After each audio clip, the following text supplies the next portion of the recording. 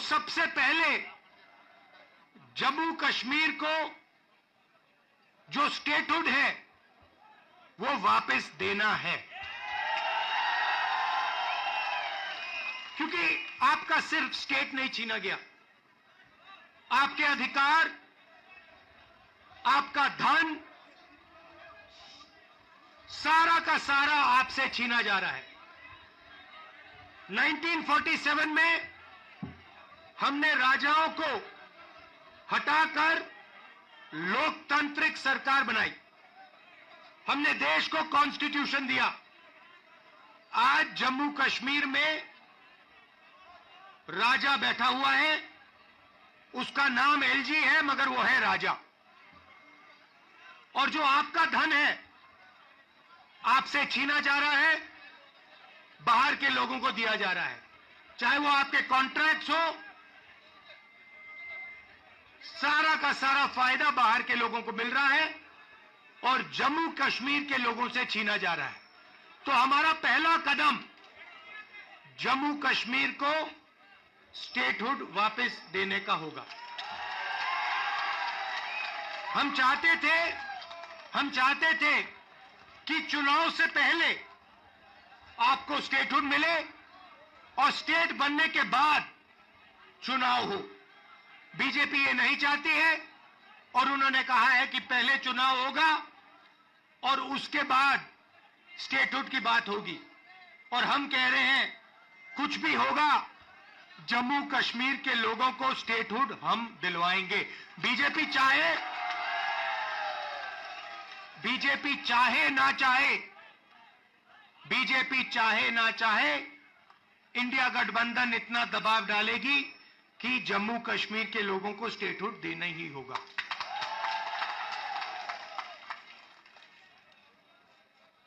यहां पे हम सब जानते हैं कि बिजली के प्रोजेक्ट्स बनाए जा रहे हैं, मगर सच्चाई है कि बिजली के प्रोजेक्ट्स का फायदा आपको नहीं मिलता है। कहा गया है कि प्रोजेक्ट के 5 किलोमीटर रेडियस में आप लोगों को बिजली मिलेगी, फ्री में बिजली मिलेगी, मगर वो नहीं हो रहा है। और बिजली के प्रोजेक्ट्स का फायदा आप लोगों को मिलना चाहिए। स्टेटहुड मिलेगा, चुनाव में हम जीतेंगे तो ये काम हम आपके लिए करके देंगे।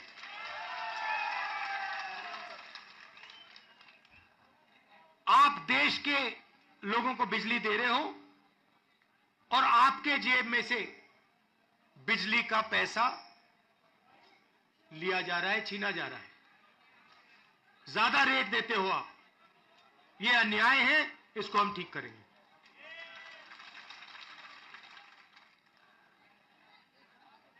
भाई और बहनों, पूरे देश में नरेंद्र मोदी जी ने बेरोजगारी फैलाई है। पता नहीं आपने अदानी जी का नाम सुना है? सुना है? हां, मोदी जी के मित्र हैं।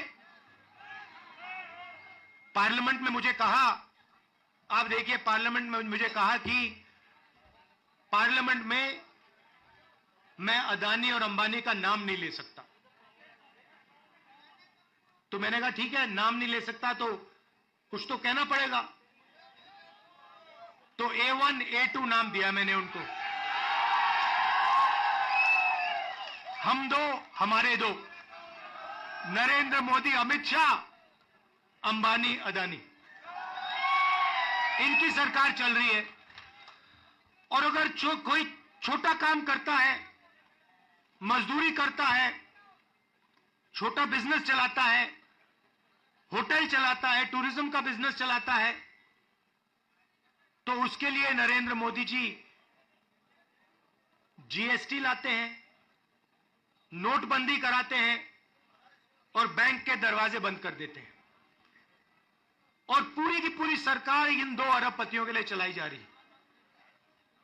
ये मैं आपको कहता हूं कि अगर आप देखेंगे तो ये जो आपसे स्टेटहुड छीना गया है, इसका भी लक्ष्य उन्हीं 2 अरब उद्योगपतियों की मदद करने का है।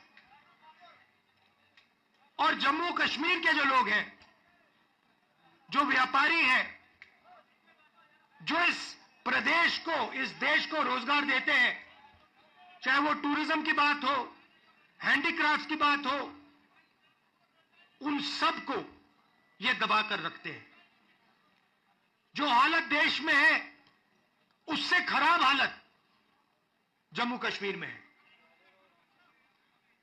देश से ज्यादा बेरोजगारी यहां जम्मू कश्मीर में।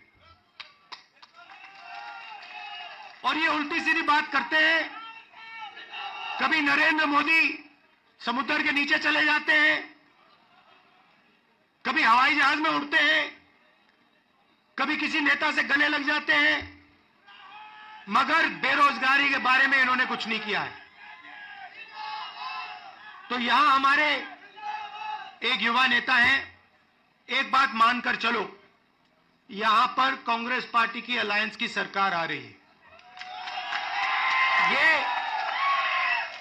ये निश्चित है, ये होने जा रहा है। और हमारा पहला काम, हमने नेशनल मैनिफेस्टो में कहा और मैं यहां भी कह रहा हूं, जो भी सरकारी वैकेंसीज हैं उनको हम भरेंगे और एज को हम 40 साल तक एक्सटेंड कर देंगे।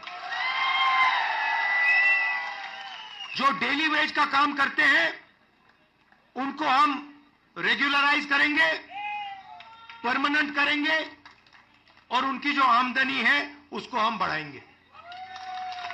मगर हमारा लक्ष्य होगा कि हम सबको लेकर एक साथ मिलकर जम्मू कश्मीर की सरकार चलाएं, सबकी रिस्पेक्ट हो, सबको एक साथ लेकर हम चले। और जैसे मैंने देश में, वहां बाकी देश में कहा, भारत जोड़ो यात्रा में हर स्टेट में कहा, नफरत को मिटाना है। जहां भी ये नफरत की दुकान खोलेंगे, जहां भी ये नफरत फैलाएंगे, वहां हम मोहब्बत की दुकान खोलेंगे। आखिरी बात मैं आपसे कहना चाहता हूं, इतनी सुंदर जगह है, चुनाव के बाद मुझे यहां आना पड़ेगा। और ये जो आपने वकार जी कर्रा साहब, ये आपने जो मेरा 45 मिनट का प्रोग्राम यहां बनाया है, ये आपने मुझे ठग लिया। यहां पे कम से कम 1 दिन, 2 दिन, 3 दिन का प्रोग्राम बनना चाहिए। मुझे ऐसी जगह देखने को नहीं मिलती है, ऐसे प्यारे लोग। कम से कम यहां मुझे 2-3 दिन के लिए लाइए और यहां घुमाइए।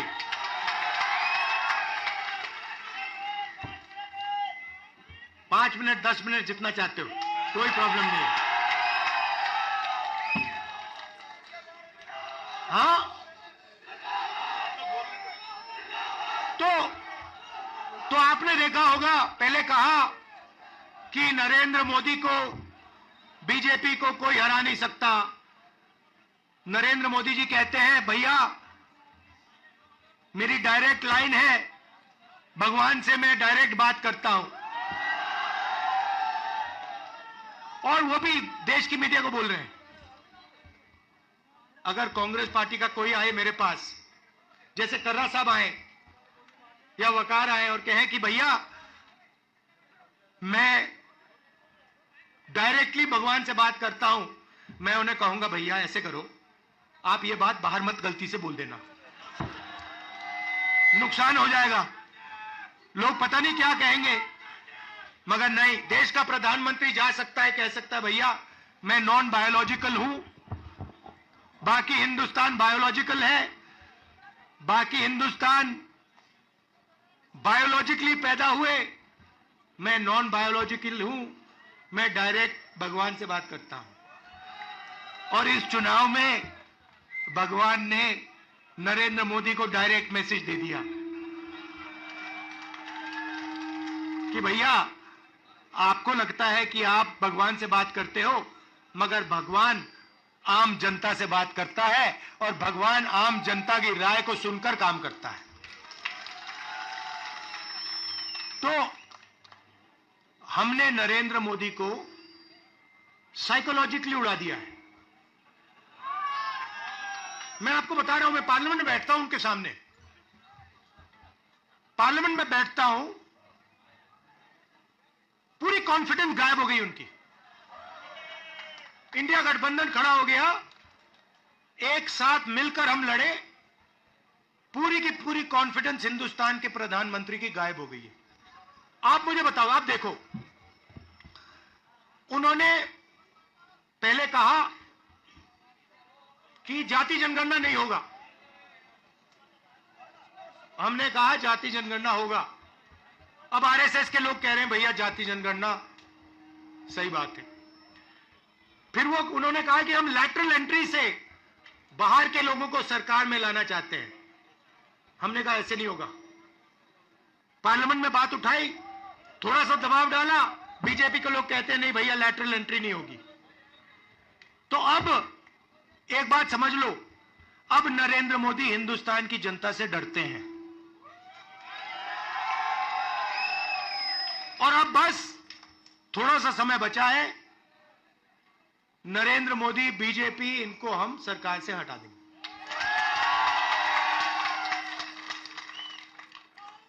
मगर हम चाहते हैं कि देश में भाईचारा हो, सबकी रिस्पेक्ट हो, एक दूसरे के साथ इज्जत से बात हो। जो कमजोर लोग हैं, चाहे वो किसान हैं, मजदूर हैं, छोटा बिजनेस चलाने वाले लोग हैं, उनको लगे कि इस देश में हमारी भी भागीदारी है, बैंक के दरवाजे हमारे लिए खुले हैं, कर्जा माफ हमारा भी होता है और सिर्फ देश 2-3 लोगों के लिए नहीं चलता है। ये हम चाहते हैं और यही काम हम जम्मू कश्मीर में शुरू करेंगे। और कुछ ही समय में आप देख लेना, यहां पे ये आप वकार जी यहां पे चुनकर जाएंगे, आप जिताओगे इनको, हमारी सरकार बनेगी और ये आपके लिए पूरे दिल से दम लगाकर आपके लिए काम करेंगे। वकार जी, ये आप मुझे एक वायदा करो कि यहां पे आप मुझे 1-2 दिन के लिए लाओगे और यहां के लोगों से मतलब अच्छी तरह, जैसे ऐसे नहीं मगर अच्छी तरह मिलाओगे।